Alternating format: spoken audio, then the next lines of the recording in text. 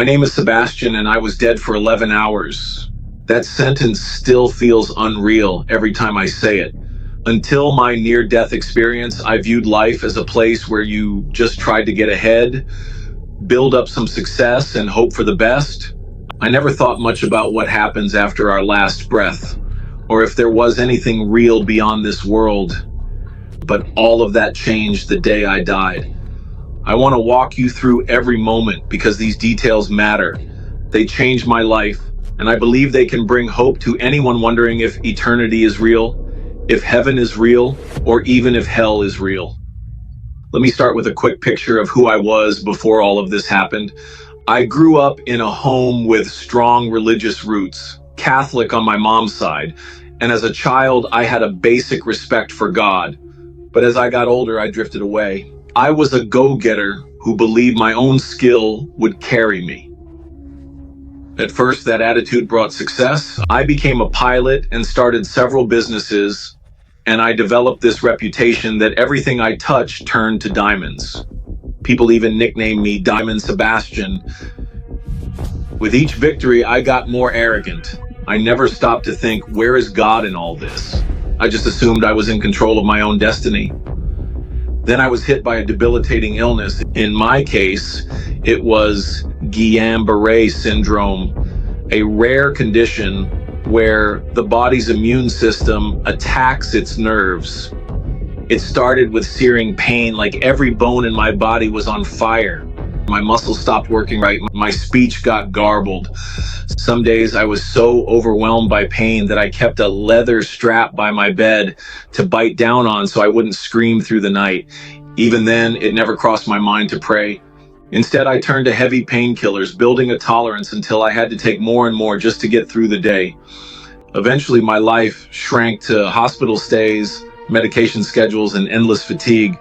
You'd think that might have humbled me, but my arrogance stayed. I still believed I was the architect of my own life.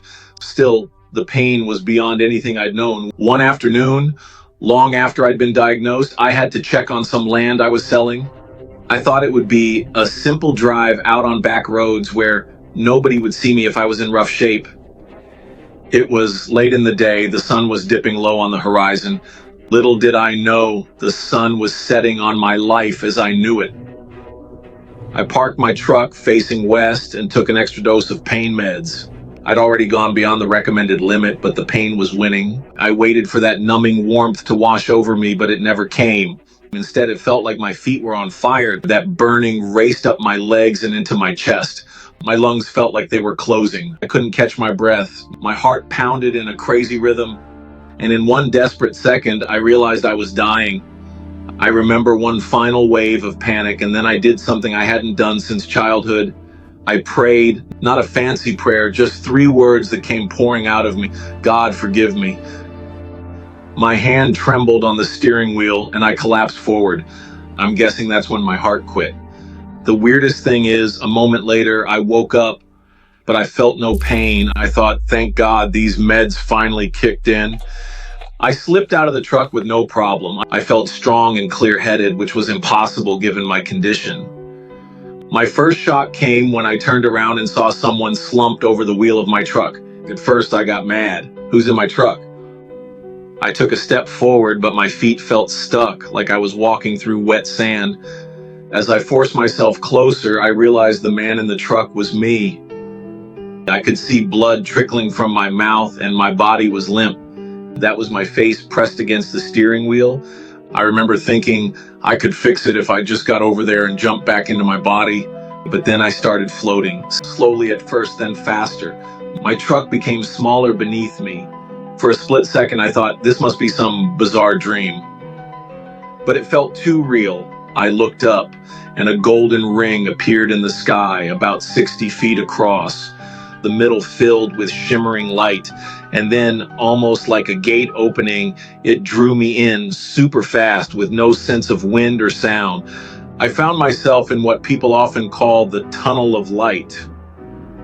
I'd heard that phrase but never took it seriously, yet there I was, being hurled through this corridor of dazzling brightness.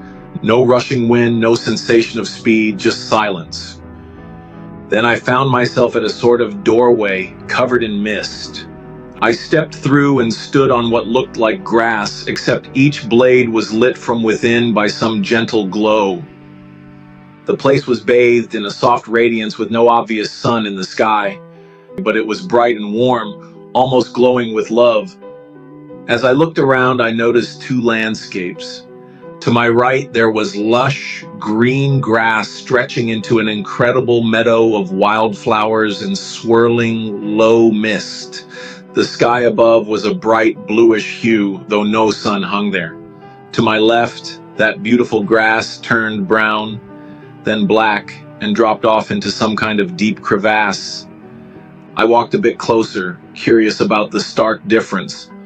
When I peered over that ledge, the smell of decay and despair poured out. Down below, I saw the faint flicker of a red glow, like a distant campfire. Then I heard an awful grinding sound, like old hinges groaning as giant doors swung open. Fire poured out, and from that fire, a massive shape emerged. The only way I can describe it is a hulking monster with a twisted hyena-like face. Its body was made of swirling smoke and flame, and it oozed hatred. This demon was real. Its eyes were locked on me, seething with loathing. I heard it growl my name. It was calling for me. And from inside its burning torso, I heard screaming. Dozens of voices, maybe more, like it had consumed souls that were crying out in torment. Fear slammed me like a tidal wave. My mind raced. Why me? I never murdered anyone. I never robbed anyone. But arrogance, greed, and living a self-centered life had kept me from love and grace. This demon scaled the walls with ease, drool splattering onto the rocks, and the stench of rotting death made me gag. I backed away and I felt a sharp claw rip down my back. I refused to turn around, thinking if I faced it, that would mean giving up. I tried to remember those 3 words I said earlier, God forgive me, and I cried out again, but this time I shouted, God help me. In that moment, I saw 3 lights in the distance like bright stars. They streaked across the sky toward me, converging into a single force.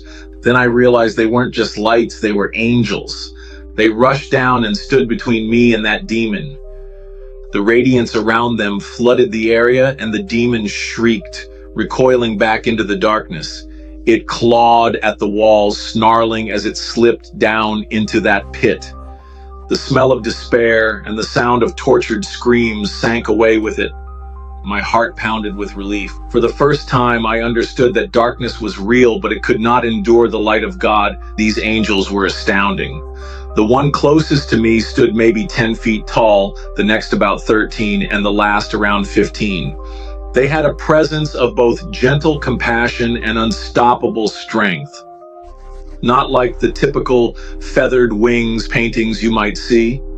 The light around them seemed to form wings of shimmering gold that danced over silver hair. The tallest angel had a warrior's stance, like it was ready to fight for me. The first angel came right up to me and wrapped an arm around my back. Then a wing swept over me like a cloak. I felt embraced in a way that words can't quite capture. It was like being hugged by 50 grandmothers at once, complete acceptance, safety, and love. I noticed the other 2 angels bowing toward me, not a standard greeting, but a bow of reverence. That blew my mind. Why would angels revere me? I was the least worthy person. The first angel spoke into my thoughts, telling me they saw the light of our master inside me. I realized we humans carry this divine spark. God created us in his image, and that spark is precious. The more I think about it, the more I see how each act of kindness fans that spark into a brighter flame. After the demon was gone, the angels led me onward. I saw a fence in the distance, and beyond it, a field.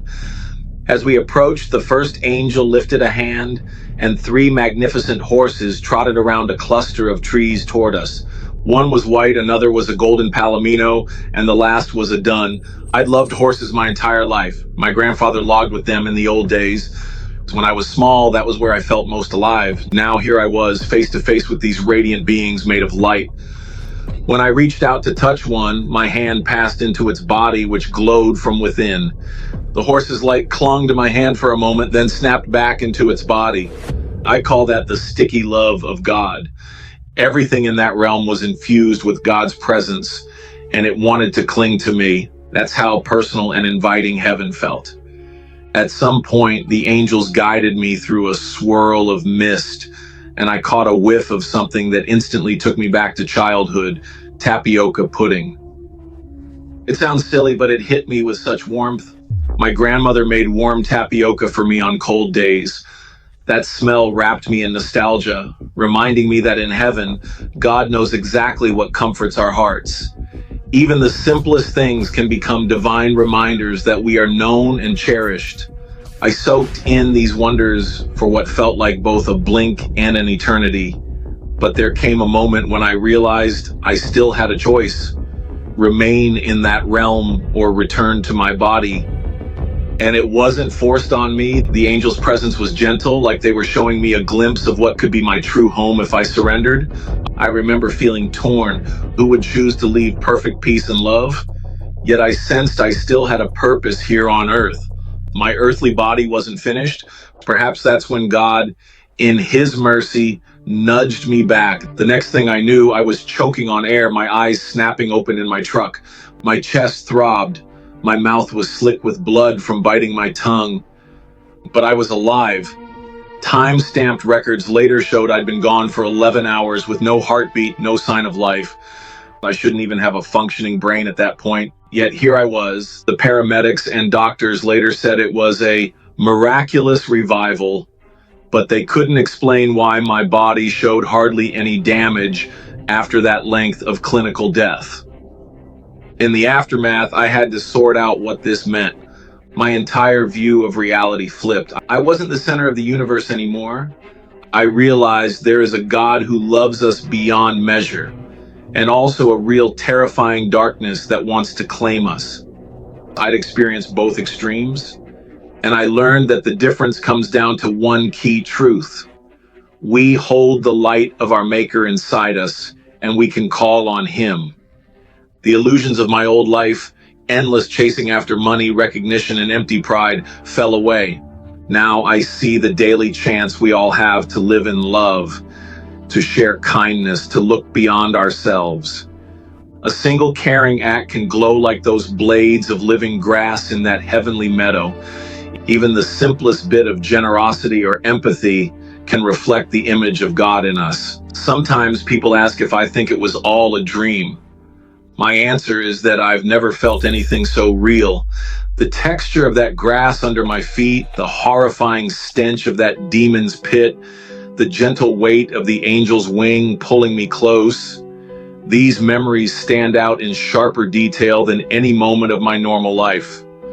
They also ask, what's the big lesson? If I had to put it into 7 points, it's this: God's love is bigger than we imagine. It meets us in our worst state, no matter how much we ignored Him.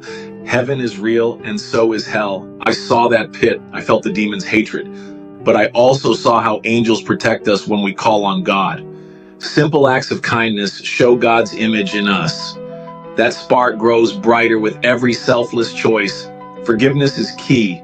Just 3 words: God, forgive me, saved my life. Mercy is available if we open ourselves to it. We're never truly alone. Even if we can't see them, we have angels. We have God's Spirit present in ways we don't understand. Prayer is powerful. My short cry for help shattered the hold of darkness. It's not about fancy words. It's about a sincere heart. Our purpose isn't over till God says so. I could have stayed there, but I believe I was allowed back to share this and bring hope to others.